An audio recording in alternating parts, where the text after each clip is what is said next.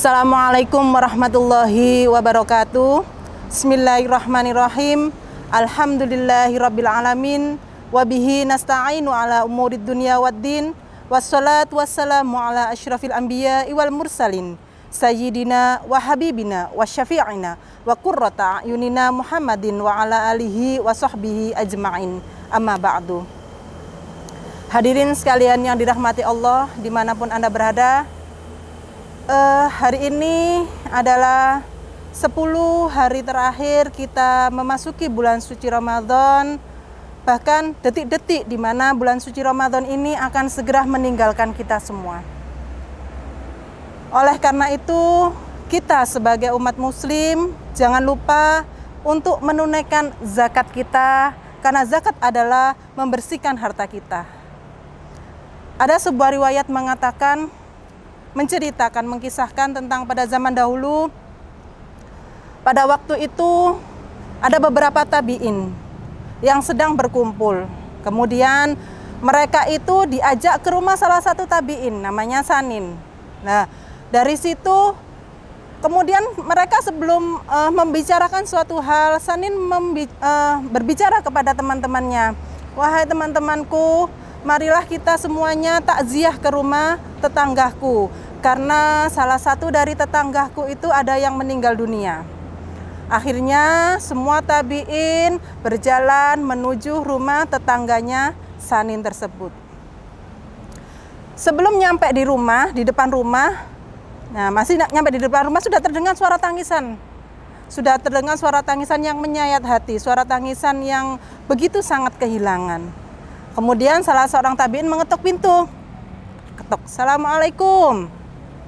Sampai dengan 3 kali baru kemudian suara tangisan itu mereda dan menjawab salam para tabi'in. Kemudian dipersilahkanlah duduk semuanya para tabi'in.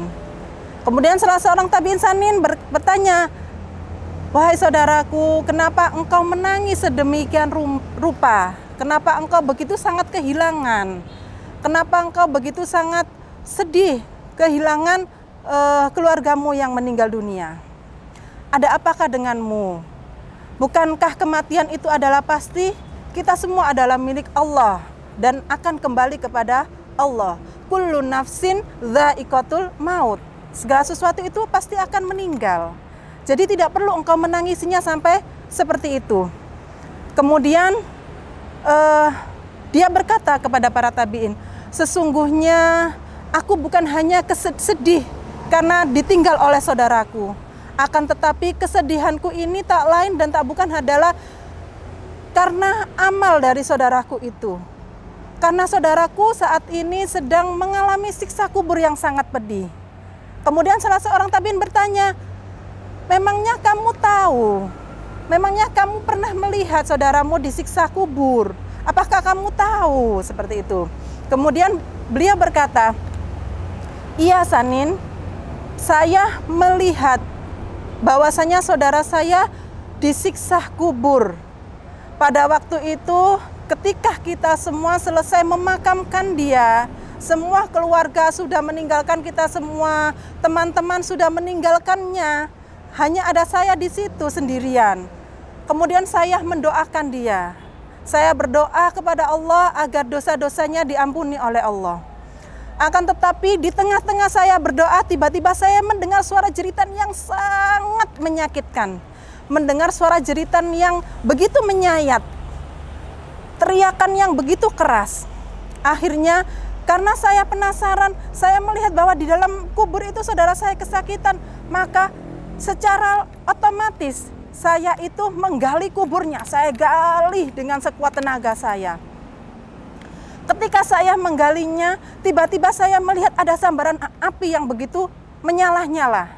Saya melihat di situ saudara saya lehernya terlilit oleh api dan dia begitu sangat kesakitan. Saya berusaha untuk menjulurkan tangan saya. Saya berusaha untuk menolong dia. Akan tetapi justru tangan saya itu ikut tersambar oleh api dan akhirnya saya melepaskannya. Bisa kamu lihat bahwasanya tangan saya ini sekarang dalam keadaan gosong. Seperti itu.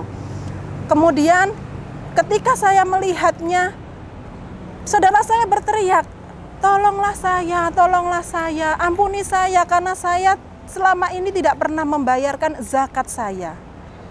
Ketika mendengar cerita tersebut, para tabiin semuanya itu sangat terkejut. Begitu maha dahsyatnya Allah bahwasanya azab kubur itu benar-benar ada.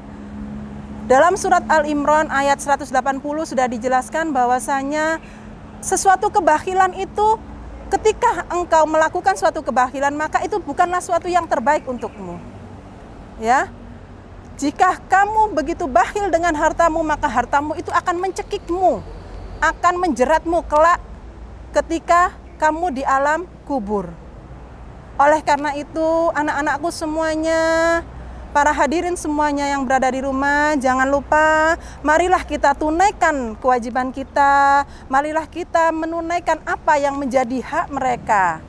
Zakat fitrah adalah zakat yang wajib bagi kita semua, ya, zakat yang wajib dikeluarkan ketika akan Idul Fitri. Zakat yang wajib bagi setiap muslimin dan muslimat. Apabila kalian semua memiliki atau orang tua kalian memiliki kelebihan harta, maka seyogyanya, hendaklah kalian semua mengeluarkan zakat mal atau zakat harta benda. Seperti itu ya anak-anak.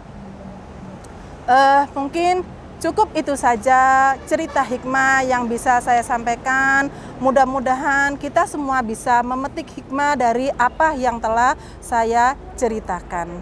Wabillahil taufik wal hidayah, waridha wal inayah. Wassalamualaikum warahmatullahi wabarakatuh.